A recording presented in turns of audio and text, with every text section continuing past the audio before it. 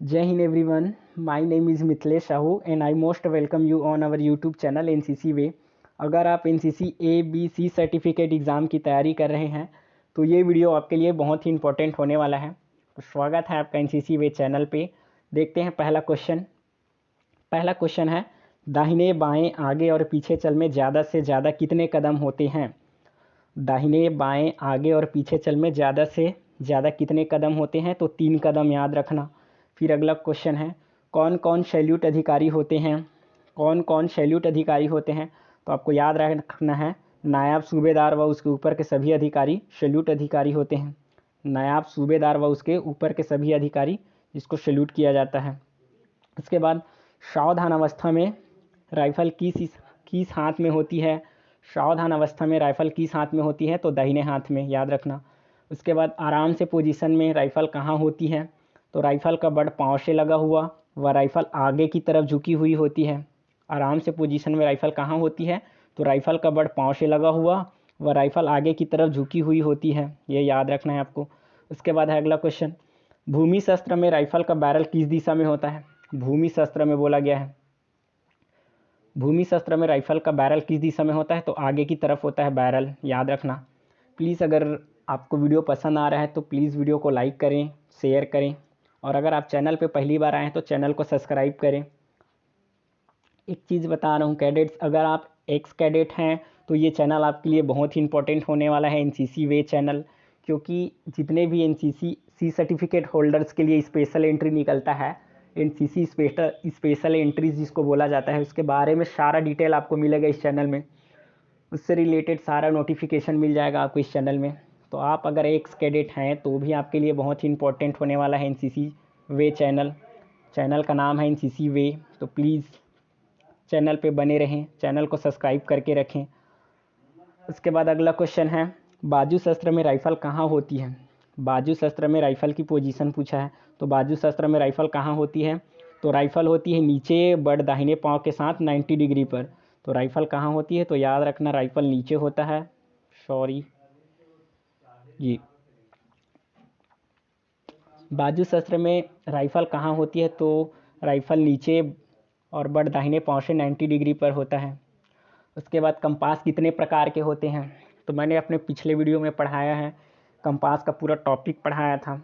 तो अगर आप चैनल पे पहली बार आए हैं तो प्लीज़ चैनल को सब्सक्राइब करें और वीडियो लिस्ट में जाकर पूरा पढ़ सकते हैं, क्योंकि इस चैनल में मिलता है आपको डेली एक नया वीडियो नया टॉपिक के साथ।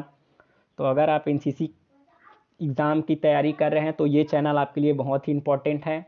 प्लेलिस्ट आप चेक कर सकते हैं जिसमें बहुत से वीडियोज़ अवेलेबल हैं। डेली एक नया वीडियो इस चैनल पे अपलोड किया जाता है।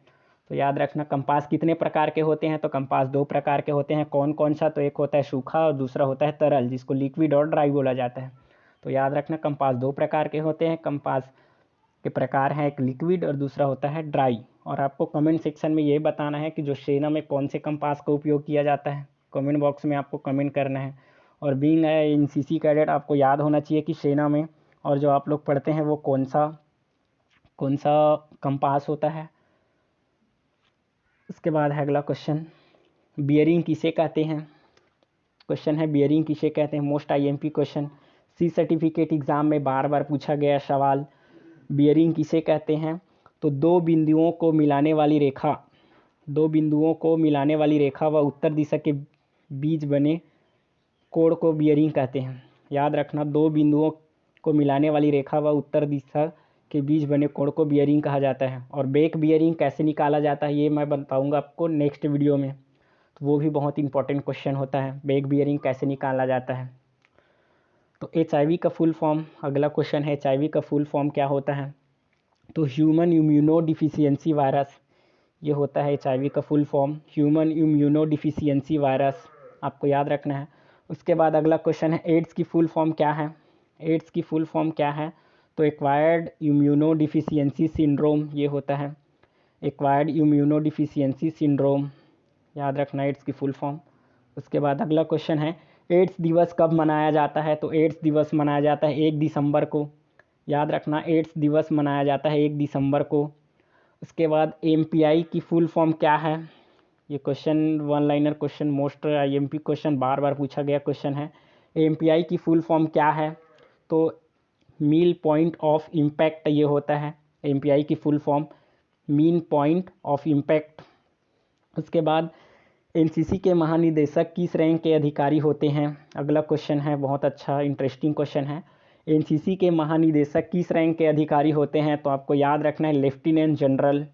एनसीसी के जो महानिदेशक होते हैं उनकी रैंक होती है लेफ्टिनेंट जनरल। और आपको कमेंट सेक्शन में ये बताना है कि एनसीसी के वर्तमान महानिदेशक कौन हैं, तो नाम आपको कमेंट सेक्शन में लिखना है। और विंग एनसीसी कैडेट आपको एनसीसी के वर्तमान महानिदेशक कौन है ये याद होना चाहिए। उसके बाद एनसीसी, भारत में एनसीसी के कुल कितने निर्देशालय हैं? भारत में एनसीसी के कुल कितने निर्देशालय हैं? तो 17 याद रखना है। आपको वीडियो पसंद आ रहा है तो प्लीज़ वीडियो लाइक करें, अपने फ्रेंड्स के साथ शेयर करें, और अगर आप एनसीसी वे चैनल पे पहली बार आए हैं तो चैनल सब्सक्राइब करें। उसके बाद एचडी व एसडब्ल्यू के एएनओस की रैंक क्या होती है? मोस्ट आईएमपी क्वेश्चन, सभी कैडेट्स को ये चीज़ें याद होनी चाहिए कि एचडी व एसडब्ल्यू के एएनओस की रैंक क्या होती है। तो एचडी और एसडब्ल्यू बोला जाए तो आपको याद रखना है रैंक कौन कौन सा होगा। पहला होगा लेफ्टिनेंट, उसके बाद होगा कैप्टन, फिर होगा मेजर, ये याद रखना। एचडी व एसडब्ल्यू के एएनओस की रैंक क्या होगी? तो लेफ्टिनेंट होगी, फिर कैप्टन होगी, फिर मेजर। उसके बाद होता है जेडी व जेडब्ल्यू के एएनओस की रैंक क्या हो सकता है? तो आपको याद रखना जेडी व जेडब्ल्यू के एएनओस की रैंक क्या है? तो होता है थर्ड ऑफिसर होता है, फिर सेकंड ऑफिसर होता है, फिर फर्स्ट ऑफिसर होता है, फिर चीफ ऑफिसर होता है। याद रखना, थर्ड ऑफिसर, फिर सेकंड ऑफिसर, फिर फर्स्ट ऑफिसर, फिर चीफ ऑफिसर। तो ये हो गया जेडी व जेडब्ल्यू के एएनओस की रैंक। उसके बाद ड्रेसिंग की वार्ड ऑफ कमांड क्या होती है? अगला क्वेश्चन है, ड्रेसिंग की वार्ड ऑफ कमांड क्या होती है? तो कमांड निकलता है, सुने होंगे सज दाहिने सज करके बोलते हैं, तो ये सज दाहिने सज कमांड है। ड्रेसिंग की वार्ड ऑफ कमांड क्या होती है? तो सज दाहिने सज ये होता है ड्रेसिंग का वार्ड ऑफ कमांड, आपको याद रखना है। उसके बाद सैल्यूट कितने प्रकार के होते हैं वह उनके नाम लिखिए। तो सैल्यूट कितने प्रकार के होते हैं? तो सैल्यूट होता है 3 प्रकार का। सैल्यूट होता है 3 प्रकार का, कौन कौन सा? तो एक होता है सामने सैल्यूट, उसके बाद दाहिने सैल्यूट, उसके बाद बाएं सैल्यूट, आपको याद रखना है। और एक बोला जाता है जो पत्र के साथ सैल्यूट बोलते हैं, वो भी आता है सामने सैल्यूट में। तो याद रखना सैल्यूट 3 प्रकार के होते हैं, कौन कौन से? तो सामने सैल्यूट, फिर दाहिने सैल्यूट, फिर बाएं सैल्यूट। उसके बाद विसर्जन में पहला टर्न किस तरफ करते हैं? मोस्ट आईएमपी क्वेश्चन, और आपको ये चीज़ें याद होनी चाहिए क्योंकि आप लोग परेड करते हैं। तो विसर्जन में पहला टर्न अर्थात जिसको मोड़ बोला जाता है किस तरफ होता है? तो विसर्जन में पहला टर्न दाहिने तरफ लेते हैं, याद रखना। उसके बाद अगला क्वेश्चन है, स्क्वाड दाहिने या बाजू स्क्वाड दाहिने या बाएं बाजू चल में साइड स्टेप कितने इंच का होता है? स्क्वाड दाहिने या बाजू चल में बाएं बाजू चल में साइड स्टेप कितने इंच का होता है? तो 12 इंच का, याद रखना। स्क्वाड दाहिने या बाएं बाजू चल में साइड स्टेप होता है 12 इंच का। फ्रेंड्स, आपको वीडियो पसंद आ रहा है तो प्लीज़ वीडियो लाइक करें, अपने फ्रेंड्स के साथ शेयर करें, और अगर आप चैनल पे पहली बार आए हैं तो चैनल को सब्सक्राइब करें। कदम ताल किस लिए कराया जाता है? क्वेश्चन है कदम ताल किस लिए कराया जाता है। अगला क्वेश्चन, कदम ताल किस लिए कराया जाता है? तो याद रखना कदम ताल 2 चीज़ों के लिए कराया जाता है। पहला वार्म अप कराने के लिए कदम ताल कराते हैं, और दूसरा होता है कदम मिलाने के लिए वार्म अप कदम ताल किया जाता है। कदम मिलाने के लिए कदम ताल कराया जाता है, और वार्म अप करने के लिए कदम ताल कराया जाता है। उसके बाद है अगला क्वेश्चन, भारत छोड़ो आंदोलन कब हुआ था? क्वेश्चन आ गया जनरल नॉलेज से। तो भारत छोड़ो आंदोलन कब हुआ था? तो आपको याद रखना है भारत छोड़ो आंदोलन सन 1942 में हुआ था। उसके बाद विश्व मानवाधिकार दिवस कब मनाया जाता है? अगला क्वेश्चन है, विश्व मानवाधिकार दिवस कब मनाया जाता है? तो आपको याद रखना 10 दिसंबर को। उसके बाद अच्छे फायर के बुनियादी उसूल लिखो। क्वेश्चन है अच्छे फायर के बुनियादी उसूल लिखो। तो ये क्वेश्चन आएगा तो आपको एक चीज़ याद रखना है, इसका आंसर के लिए आपको याद रखना है हैट, और हैट का फुल फॉर्म होता है होल्डिंग, फिर ए से एमिंग, फिर टी से ट्रिगर ऑपरेशन। याद रखना हैट का फुल फॉर्म होता है होल्डिंग, फिर एमिंग, फिर ट्रिगर ऑपरेशन, और इसी को हिंदी में बोलेंगे अच्छे फायर के बुनियादी उसूल लिखो बोलेंगे। तो आपको याद रखना है मजबूत पकड़, फिर दुरुस्त शिस्त, फिर दुरुस्त ट्रिगर ऑपरेशन। ये 3 चीज़ें आपको याद रखना है, मजबूत पकड़, दुरुस्त शिस्त और दुरुस्त ट्रिगर ऑपरेशन, ये अच्छे फायर के बुनियादी उसूल होते हैं। उसके बाद है कंपास का पूरा नाम बताओ। एकदम अच्छा सवाल है, कंपास का पूरा नाम बताओ। तो liquid prismatic compass mark third alpha. और अगर आप मेरे चैनल पे पहली बार आए हैं तो मैंने कंपास का पूरा एक टॉपिक वाला वीडियो बनाया है, तो वो वीडियो आप लोगों ने नहीं देखा तो प्लीज़ जाकर वो वीडियो देख ले, क्योंकि मैं डेली एक नया वीडियो अपलोड करता हूँ। कंपास का पूरा नाम है liquid prismatic compass mark third alpha. उसके बाद है अगला क्वेश्चन, कंपास की सुई हमेशा किस दिशा को दर्शाती है? कंपास की सुई हमेशा किस दिशा को दर्शाती है? तो कंपास की सुई हमेशा उत्तर दिशा को दर्शाती है। उसके बाद आज़ादी के बाद भारत के पहले फील्ड मार्शल कौन थे? अगला क्वेश्चन है, आज़ादी के बाद भारत के पहले फील्ड मार्शल कौन थे? तो याद रखना श्री के.एम. करियप्पा जी थे पहले।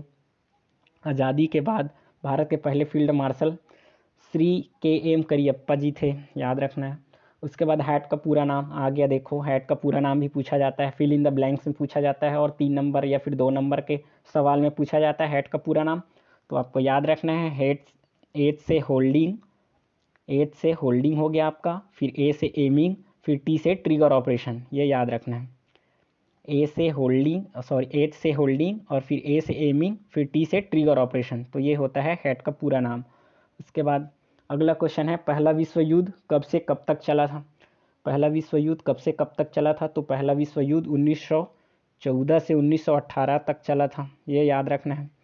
पहला विश्व युद्ध कब से कब तक चला था? तो 1914 से 1918 तक पहला विश्व युद्ध चला था। फिर दूसरा विश्व युद्ध कब चला था ये भी पूछा जाता है, और ये आ गया भी क्वेश्चन। दूसरा विश्व युद्ध कब से कब तक चला था? तो आपको याद रखना है 1939 से 1945 तक चला था दूसरा विश्व युद्ध।